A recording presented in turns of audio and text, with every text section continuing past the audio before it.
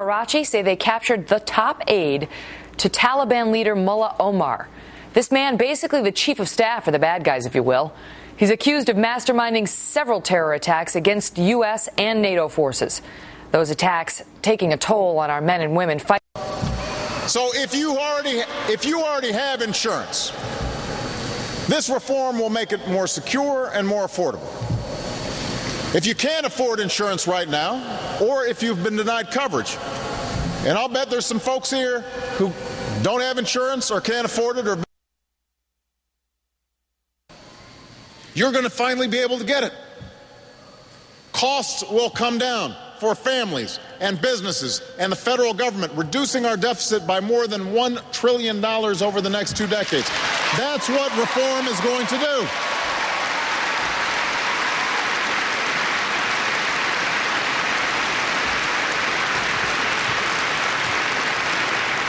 Now, it's going to take about 4 years to implement this entire plan because we've got to do it responsibly. We need to do it right.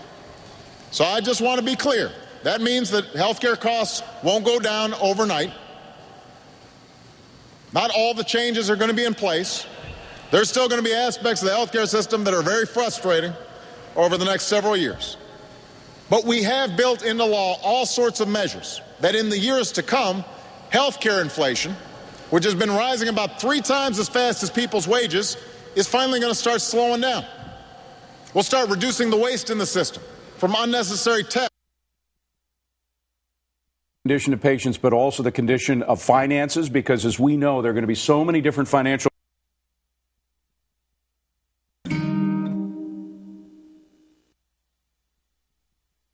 Millions of small business owners will be eligible for tax credits that will help them cover the cost of insurance for their employees. This year, millions of small businesses will benefit. So let me talk to you about what this means for a business like your own Prairie Lights bookstore downtown.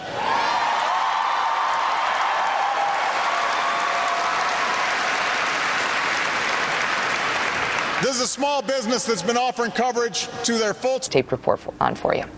Well, dramatic charges out of the Middle East today. Allegations from Israel that the Obama administration set out to ambush the Israeli prime minister over what is called a run-of-the-mill housing project in Jerusalem.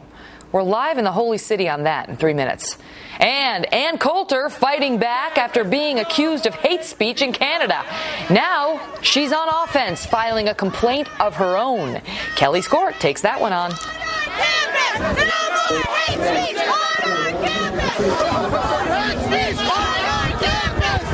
Attention homeowners. Recent government programs now qualify you for business owners.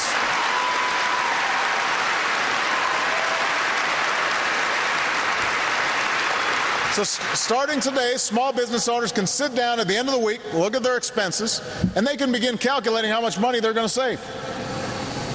And maybe they can even use those savings to not only provide insurance, but also create jobs. This healthcare tax is pro-business, and it starts this year, and it's starting because of you.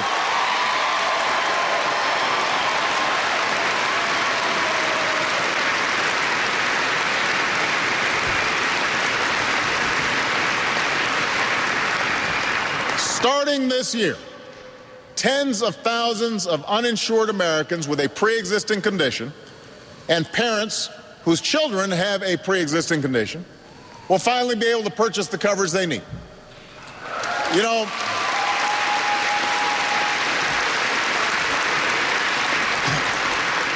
on Tuesday, I met David Gallagher, whose daughter Lauren had written me a letter last year. And when Lauren's mom lost her job, the entire family lost their health insurance.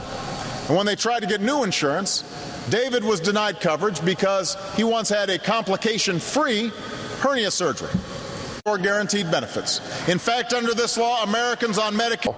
Prime Minister Benjamin Netanyahu returning to Israel after a visit with President Obama in Washington. Netanyahu and the Obama administration in a dispute over the Israelis building Jewish homes in Jerusalem. An Israeli newspaper now going as far to say that the White House had plans for Prime Minister Netanyahu when he came over here, saying, quote, Obama's ambush was meticulously planned and executed with deadly precision. Hillary Clinton prepared the ground. Biden, in his dinner with Netanyahu, amplified the hints, and afterward, the president drove it home. What are they talking about? Rena Ninan joins me live from Jerusalem to explain. Oh, look at that. Look at it. It's like guaranteed, right? It's Murphy's Law. First, we lose Colonel Oliver North. Wait, the magic of satellites? She's back. All right, Rena. While we have you, explain what he's talking about. They're just buying insurance on their own.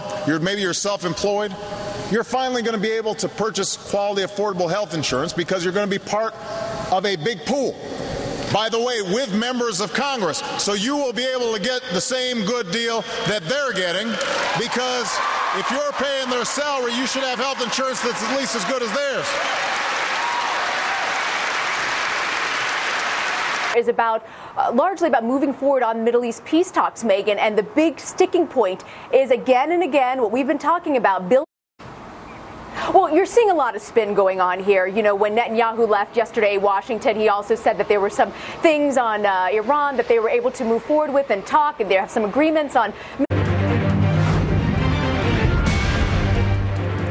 Well, the mayor of New York City rallying against President Obama's health care overhaul law, Michael Bloomberg, says the taxes in the package will drain the Big Apple of its wealth and funnel money from New Yorkers' pockets straight into Washington's hands.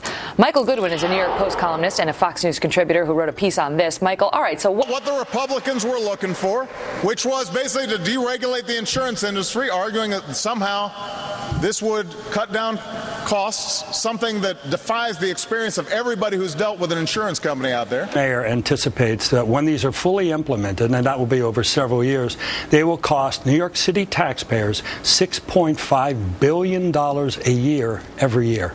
And the point that the mayor's making is that that's less money that New Yorkers have to spend on foods and services and other goods here in Manhattan. Absolutely. It's a great drain on the city economy because people...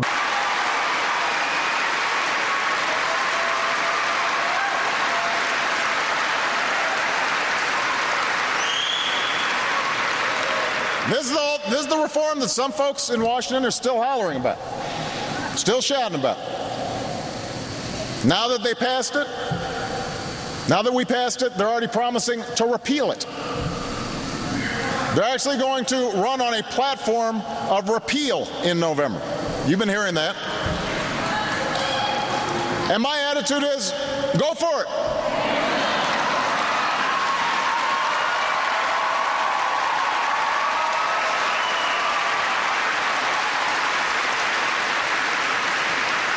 If these congressmen in Washington want to come here in Iowa and tell small business owners that they plan to take away their tax credits and essentially raise their taxes, be my guest.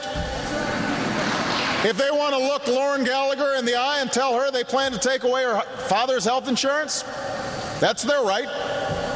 They want to make Darlene Neff pay more money for her checkups, her mammograms. They can run on that platform. This young man out here thinks this is a bad bill. He can run to repeal it.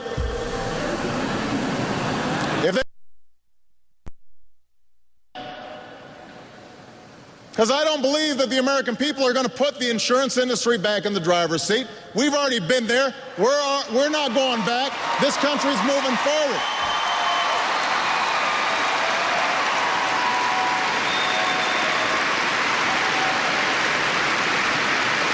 Are something that you don't really think about. And there's a real question about who's going to be hit by those tax burdens, because the Obama administration has said it's really those who are the upper income people. But there's a question about whether the upper income people can actually shoulder this burden by themselves. Right. And absolutely right. And, you know, as I said, they're already paying enormous amounts of taxes. So to... Our friend Ted Kennedy, it's a struggle that was waged for nearly a lifetime.